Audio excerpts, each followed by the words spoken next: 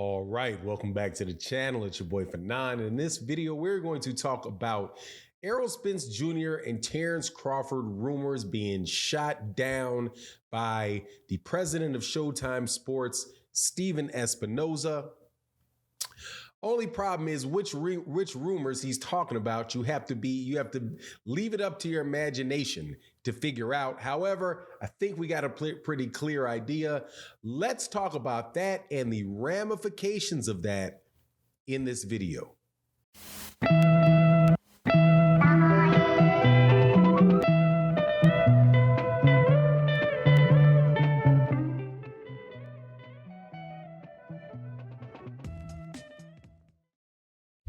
All right, welcome back to the channel. It's your boy Fanon, and in this video, we're going to be in the 147-pound division again, and I'm going to tell you why.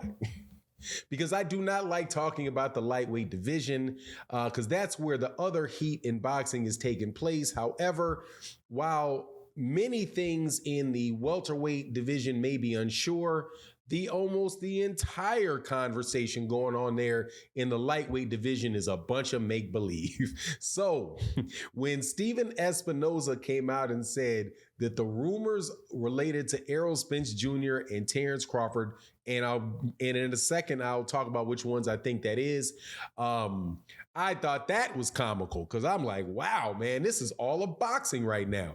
But before I get into that, let me welcome you back to the channel. If you are new to the channel, please accept my invitation to subscribe to the channel.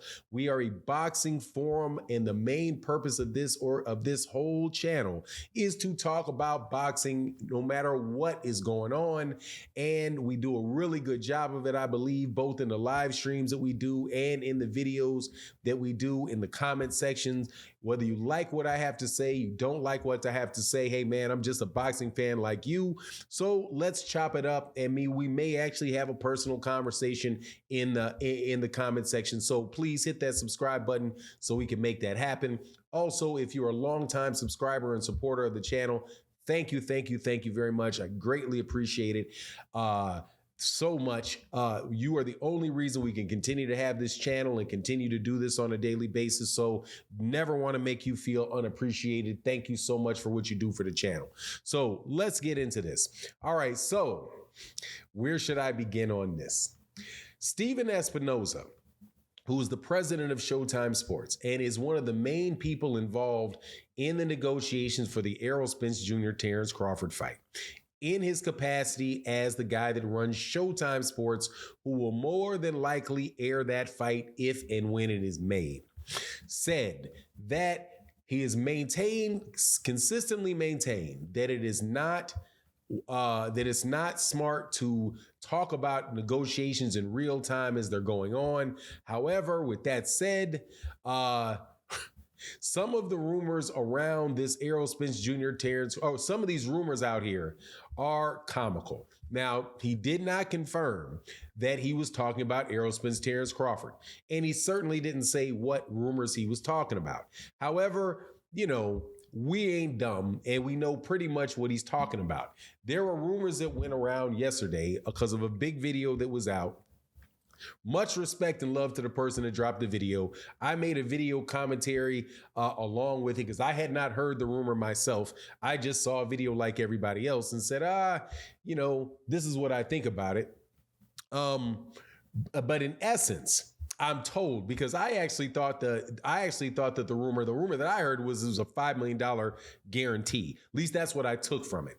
But later on, it was people in the comment sections like, no, it wasn't just that. It was $5 million and there was multiple fights associated with it. And I was like, oh, okay. That more than likely is not true, because Stephen Espinoza himself said that they had not had any conversations with Terence Crawford about having more than one fight with Showtime, right? So he had already said out loud that that was not the case. So, but the idea that they were not offering a lot of money to Terence Crawford for a fight, to me, made it sound, I mean, it sounded reasonable. That's what Tim Smith had said.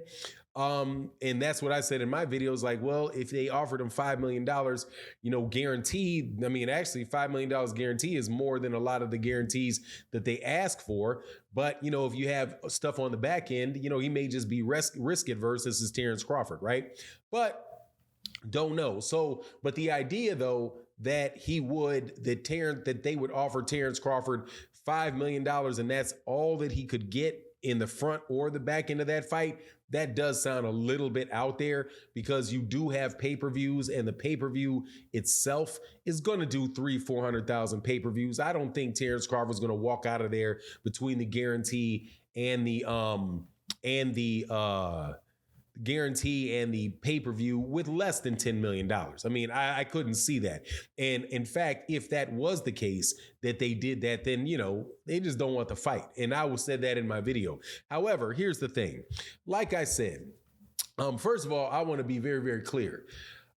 YouTube channels, except for the ones that call themselves media, in my opinion, are really boxing forums where people talk about boxing and you share your ideas, what you think about what would happen in hypothetical fights, right? So the whole conversation to me about what's going on in negotiations and all of that, to me, is really just an extension of what do you think would happen in the actual matchup, because nobody knows who's going to win between Terence Crawford and Errol Spence Jr., but yet people still talk about it and engage in the conversation, because that's all you have. And this is where my thing is with Stephen Espinoza, not himself, because I have a lot of respect for Stephen Espinoza, but boxing in general, is that most of the conversations that we are having about boxing they're all hypothetical. They're all, could be comical, not necessarily rumors, but comical assertions. A lot of them, right? For example, everything going on in the lightweight division right now is comical to me, because none of these guys are going to fight. It's just so obvious based on the politics and based on how the networks have aligned themselves with how the fighters are aligned with networks and what the promoters who are associated with those networks, what they're doing. There's no way that you're going to see a Gervonta Davis-Devin Haney fight. Just not going to see it. You're not going to see, more than likely, you're not going to see Gervonta Davis, Teofimo Lopez. You're not going to see Gervonta Davis probably fight with any of those guys at either Golden Boy or Top Rank, because of the way that the money is with Gervonta, where they would all have to go over there to Showtime to fight him, because he's the guy that, despite not having the belts, right, is the guy that's bringing in all the money, right? So Bob Arum basically responded the other day to what Floyd Mayweather Jr. said about Devin and Shakur needing to fight each other. And he was like, basically, he agreed. He was like, yeah, Devin and Shakur, these are fights that can be made at Top Rank. Those are the big fights in the lightweight division. We don't need Gervonta Davis to make a fight, right? So that whole conversation, if you were just sitting there waiting to talk about something where that this is definitely going to happen, the only thing you can do is wait for fight week and then talk about the fights that are taking place, right before the fight, who do you think is going to win? And right after the fight, what did you think about the fight? And then until the next big fight remain silent.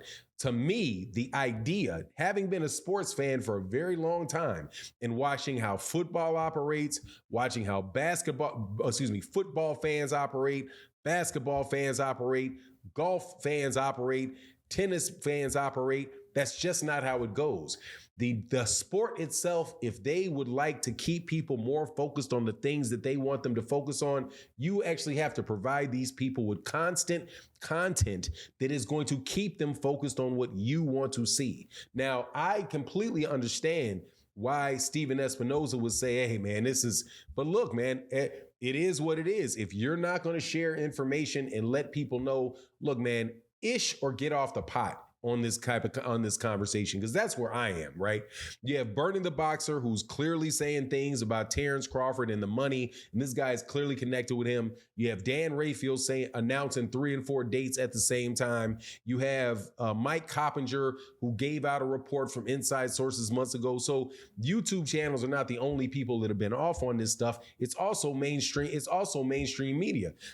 Burning the Boxer, I thought he had a great point. He thought that what that the report from Dan Rayfield was comical. Like, how can you say you don't even give a date? You said it could be this date, could be this date, could be that date, but yet I haven't heard Bud say anything about it. Come on. Well, why is all of this? Because there's nothing going on in boxing.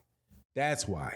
Because everybody, most of the administrative in boxing, the people responsible for putting on these fights do not get together and actually give boxing fans things that they can talk about on a weekly basis that are in fights that are entertaining to them, because everything is so siloed and everything is so decentralized that it's very, very difficult to have for people who truly love the sport to just be entertained by the sport. You wind up having a lot of people talking about a lot of different things, and it's just what it is. So, to me, the whole scenario was comical, from lightweight division to heavyweight division to the welterweight division, all of it, because most of this talk is hypothetical. Most of the conversations about is a fight made is rumor. Like, is Deontay Wilder going to fight Robert Hernandez, or is he not?